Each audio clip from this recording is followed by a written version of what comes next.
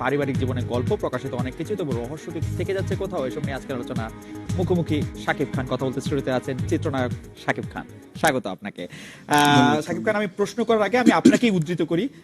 গণমাধ্যমে আপনার যে উদ্ধৃতি ছাপা হয়েছে সেটা অনেক এরকম আজকের কথা, যে গতকাল মেজাজ খুব খারাপ ছিল বলে অনেক কথাই হয়তো বলেছি, কিন্তু এখন উপলব্ধি করছি যাই ঘটে থাকুক না কেন, এটা আমার সংসার, আমার স্ত্রী, আমার সন্তান, আমাকে ওদের সঙ্গে থাকতে হবে।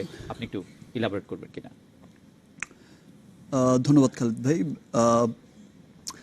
আমি এই প্রোগ্রামে এর আগে আরো অনেকবার এসেছি এবং যতবার এসেছি খুব সাকসেসের গল্প নিয়ে এসেছি।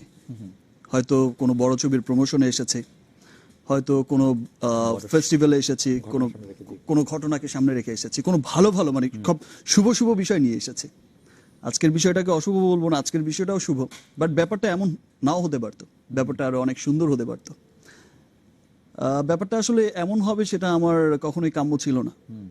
আমার ছেলেকে অ্যাটলিস্ট আমি এমনভাবে প্রেজেন্টেশন দিতে চাইনি। আমি চেয়েছি আমার ছেলেকে শাকিব খানের মতোই প্রেজেন্টেশন, ফার্স্ট যে আসবে মানুষের সামনে তার আশাটা যেন ওই রকম হয়। মানে যেটা ছিল একটা ব্যাপার ছিল, পারিবারিক হয়তো ঝামেলা ছিল, তার কারণেই হয়তো হয়েছে। আপনার আসলে মাথায় পরিকল্পনা কি ছিল যে কিরকম প্রেজেন্টেশন হতে পারতো শিশু আব্রাহামের জন্য? দেখেন, আমি শুধুমাত্র আব্রাহামের কারণে কিন্তু আমি আর অনেক কিছুই মেনে নিয়ে গেছি, অনেক কিছুই বলিনি, অনেক কিছুই চুপ রয়েছি, বিকজ আই লাভ মাই সন।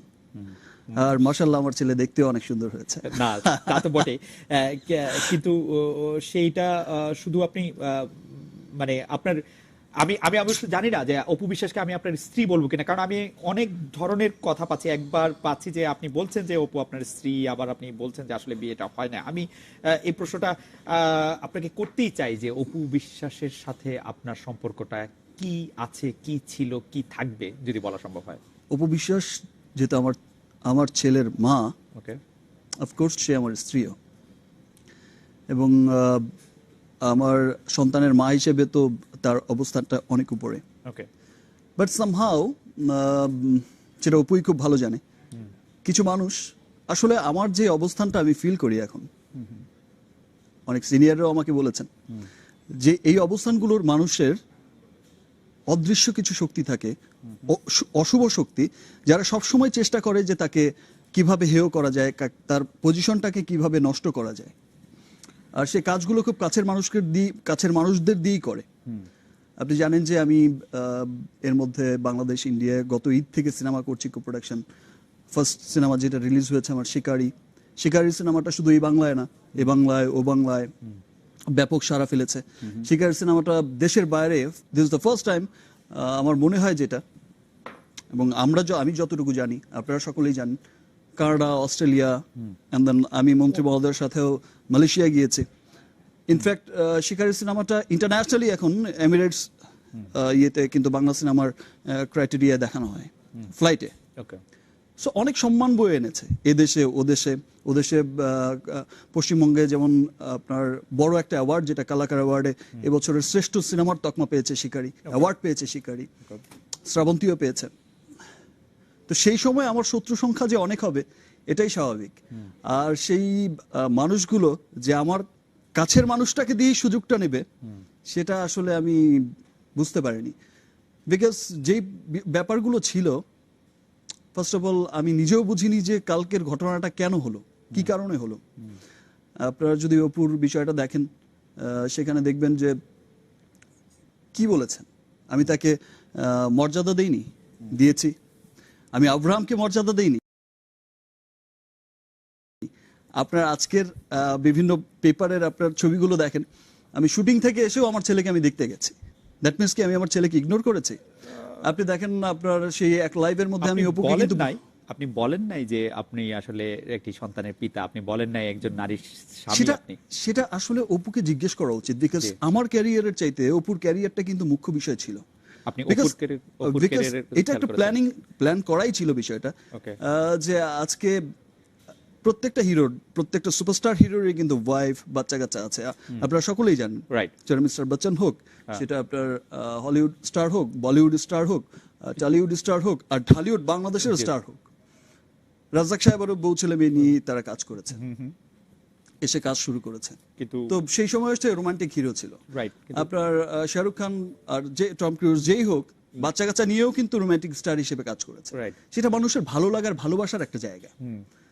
সেটা একটা প্ল্যান ছিল যে ফাইন, ঠিক আছে, একটা সময় গিয়ে যেহেতু অপু সিনেমা করতে চায়, আমি তো সবসময় বলেছি যে ঠিক আছে তুমি অফ হয়ে যাও, যেহেতু সে অফ হতে চায়নি, সে বেবির পরে সে চেয়েছে আবার সিনেমা করতে। কালকের ঘটনাটা কিন্তু সিনেমাকে কেন্দ্র করেই হয়েছে। আচ্ছা, একটা সিনেমাকে কেন্দ্র করেই ঘটনাটা হয়েছে।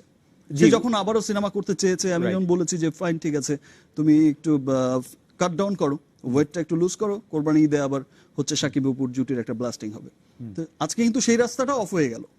আজকে হয়তো অপু উপলব্ধি করতে পারছে যে তার এই বোকামোর কারণে কিন্তু, বা এই যে ট্র্যাপে পড়ে যে কাজটা করে ফেলেছে, যে বোকামোটা সে করে ফেলেছে, সেই জন্য কিন্তু সাকিব অপু জুটিকে আর কেউ কখনো দেখতে পাবে না অন স্ক্রিন।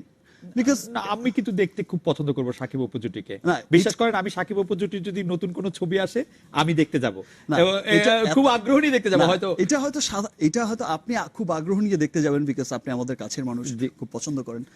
বাট সাধারণ অডিয়েন্স যেটা ফিল করে যে আমরা কখনোই দেখিনি যে হাজব্যান্ড ওয়াইফের রোম্যান্স অন স্ক্রিন দেখতে পছন্দ করে। তো সেই ক্ষেত্রে কাস্টিংও হয় না কখনো, তেমন খুব একটা কাস্টিং হয় না। হ্যাঁ, ঠিক আছে, একটা এইজের পরে গিয়ে হয়তো ক্যারেক্টার আর্টিস্ট হিসেবে কাস্টিং হয়। ব্র্যাড পিট, অ্যাঞ্জেলিনা জোলি তো খুবই, Brad Pitt Angelina Jolly casting হয়েছে, মিস্টার মিসেস আয়ার তো হয়েছে, বাট মিসেস স্মিথ হয়েছে সামান্য অল্প একটা সিনেমাই বলা যায় যে মিস্টার এন্ড মিসেস স্মিথ। আরো কয়েকটা ছবিতে হয়েছে। যাই হোক, আমি যেটি বলতে চাইছি যে আজকে আমরা আরেকটি খবর করছিলাম, সেটি হচ্ছে এরকম যে আপনার সাথে আজকে টেলিফোনে কথা হয়েছে অপু বিশ্বাসের অনেকক্ষণ, এবং কথা হওয়ার পরে আপনি মানে আপনাদের মধ্যে যে ভুল বোঝাবুঝিটা ছিল সেটা কেটে গেছে। এটা আমাদের দর্শকদেরকে একটু বলবেন কি আসলে, যে আপনাদের টেলিভিশন ভুল টেলিফোনে বোঝাবুঝি আমার কখনোই ছিল না। ভুল বোঝাবুঝির যে বিষয়টা কথা হয়েছে, আমরা এরকমও শুনেছি যে আপনি যেমন অপু বিশ্বাসের কোটটা শোনেন যে সাকিবকে তো আমি চিনি, সে যেমন পর্দার হিরো তেমনি সে আমার জীবনের হিরো, আমি জানতাম সাকিব ফিরবেই। মানে আমরা ধারণা করছি যে সাকিব খান অপু বিশ্বাস আবার একসঙ্গে ফিরছেন।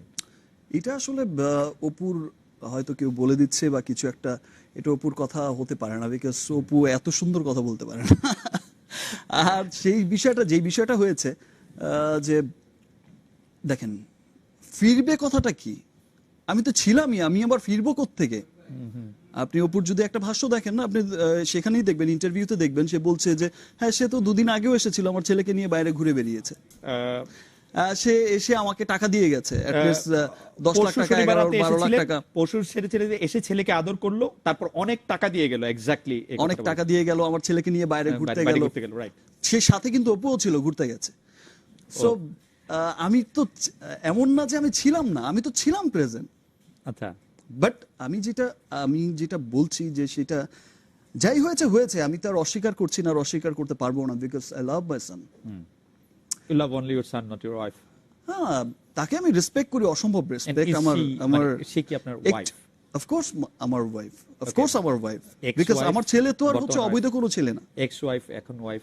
না, আমার ওয়াইফ এখনো আছে, ওয়াইফ। ওকে, আচ্ছা, সেই ক্ষেত্রে হচ্ছে যে আপনি বলতে অপু হচ্ছে যে আমার যেটা হয় যে কাছের মানুষকে দিয়ে মানুষ হচ্ছে বড় মানুষকে বিপদে ফেলে বা বিভ্রান্তিকর অবস্থার মধ্যে ফেলে, সেটা হচ্ছে এত কাছের মানুষকে দিয়ে ফেলবে, এবং তার মানে এমন একটা বিষয় নিয়ে ফেলে দিল যে একটা মাত্র সিনেমা।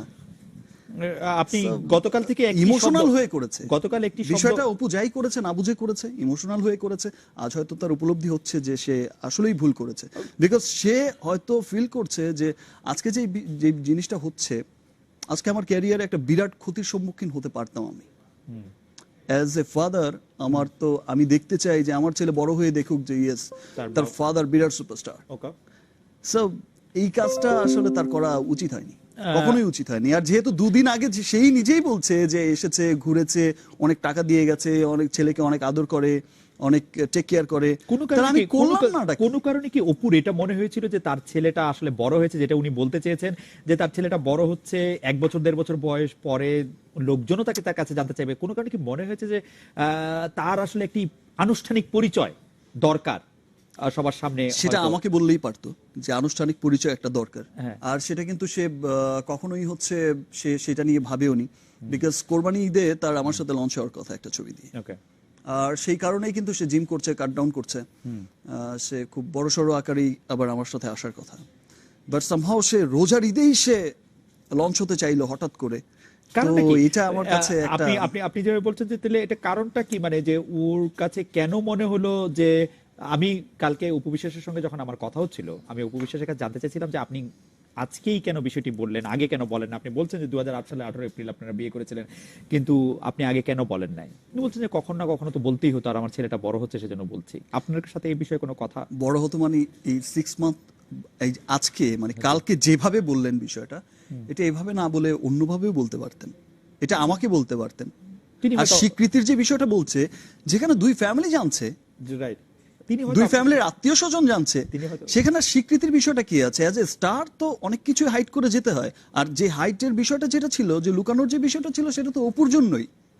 সে সবসময় চেয়েছে সিনেমা করতে, আর তাকে সিনেমা করতে হলে তো তাকে ওভাবেই তো বিষয়টা, তার ক্যারিয়ার যদি টিকিয়ে রাখতে হয়, তাহলে একজন সন্তানের মা এরকম তো আমার সাথে জুটি বেঁধে তো আর কাজ করতে পারবে না সে। কিন্তু বিষয়টা কি, অপু যেরকম বলছিলেন যে বিষয়টা হচ্ছে যে আপনার ক্যারিয়ারের কথা ভেবে উনি চুপ করেছিলেন, আপনি বলছেন যে ও তার আর ক্যারিয়ার। কালকে আমার ক্যারিয়ারটা খুব ভালো ভালো হয়েছে, মানে এতদিন আমার ক্যারিয়ারের কথা ভেবে চুপ করেছিলেন, আর কালকে আমার ক্যারিয়ারটা উজ্জ্বল হয়ে গেছে। আজকে সারা দেশের মানুষ যেভাবে আমাকে দেখেছে, যেভাবে সারাক্ষণ দেখেছে, আইডল হিসেবে দেখে মানুষ, আমি তো একটু হলো তো সমালোচিত হয়েছি, একটু হলো তো মানুষের মনে একবার প্রশ্ন জেগেছে যে এই শাকিব সবসময় এত ভালো ভালো কথা বলছে, সবসময় এত ভালো ভালো কাজ করছে, এত ভালো চরিত্রে অভিনয় করছে, অভিনয় করছে, দেশের সিনেমাকে ইন্টারন্যাশনালি পৌঁছে দেওয়ার জন্য এত সংগ্রাম করছে, উঠে পড়ে লাগছে, তো সেই মানুষটার এরকম একটা ব্যাপার হতে পারে? এই প্রশ্নটা তো বিন্দু মাত্র হলো লাগছে। আর আমি যখন শুনেছি কথাটা, ইনফ্যাক্ট আমি সেই ছবিটা নিয়ে যখন শুনেছি, আমি তখন ঘুমাচ্ছিলাম, যেহেতু আমি ইন্ডিয়া থেকে এসেছি, একটা শো করে এসেছি, আমি ভীষণ টায়ার্ড ছিলাম, দুদিন আগে এসেছি, তো আমার ঘুম হয়নি একদম ভোর পর্যন্ত, আমি আর শ্রাবন্তী ছিলাম শোতে। তো শো করে এসে আমাদের মিটিং ছিল, আমার অ্যাসোসিয়েশনের মিটিং টিটিং করে এসে আমি খুব টায়ার্ড ছিলাম। তারপর দিন আমি ঘুমাচ্ছি অনেক বেলা পর্যন্ত।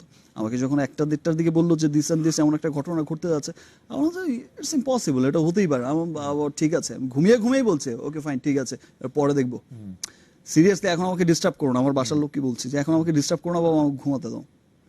কিছুক্ষণ পরে এসে আমাকে যখন উঠিয়ে যখন টিভিতে দেখানো হলো যে দিস অ্যান্ড দিস এমন একটা ঘটনা ঘটে যাচ্ছে, এই ব্যাপার, খুব ওয়ার্নিং দিয়েছিল, তখন তো শুনলাম না, তখন তো বলেছিলাম, তখন তো এই হয়েছিলাম।